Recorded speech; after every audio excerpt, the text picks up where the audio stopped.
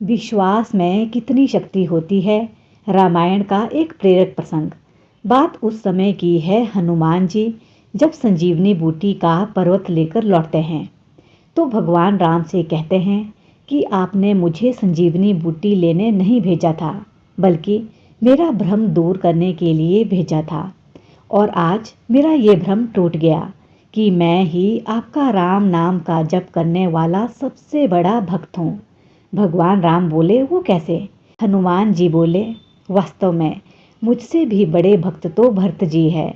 मैं जब संजीवनी लेकर लौट रहा था तब मुझे भरत जी ने बाण मारा और मैं गिरा तो भरत जी ने ना तो संजीवनी मंगाई और ना वैद्य को बुलाया। कितना भरोसा है उन्हें आपके नाम पर।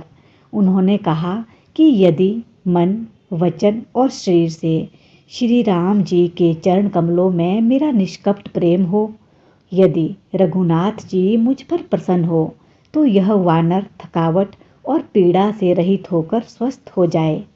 उनके इतना कहते ही मैं उठ बैठा। सच में कितना भरोसा है भरत जी को आपके नाम पर। इस प्रसंग से हमें यह सीख मिलती है कि हम भगवान का नाम तो लेते हैं, लेकिन भरोसा नहीं करते हैं। हम सोचते हैं बुढ़ापे में बेटा ही सेवा करेगा, यदि बेटा नहीं है तो क्या होगा। हम उस समय भूल जाते हैं कि जो भगवान रात को नींद में डाली पर बैठे हुए उस पक्षी को गिरने नहीं देता, वो आपको कैसे बेसहारा छोड़ सकता है। दूसरी बात, प्रभु बाण लगते ही मैं गिरा, पर्वत नहीं गिरा, क्योंकि पर्वत तो आप उठाए हुए थे और मैं अभिमान कर रहा था कि मैं उठाए हुए हूँ। मेरा दूसरा अभिमान भी टूट गया। कहने का मतलब यह है कि हमारी भी यही सोच होती है कि अपनी गृहस्थी के बोझ को हम ही उठाए हुए हैं, जबकि सत्य यह है कि हमारे नहीं रहने पर भी हमारा परिवार चलता ही है। जीवन के प्रति जिस व्यक्ति की कम से कम शिकायतें हैं, वही इस जगत में अधिक से अधिक सुखी है। ये राम नाम बहुत ही सरल, सरस, मधुर और अति मनभावक है।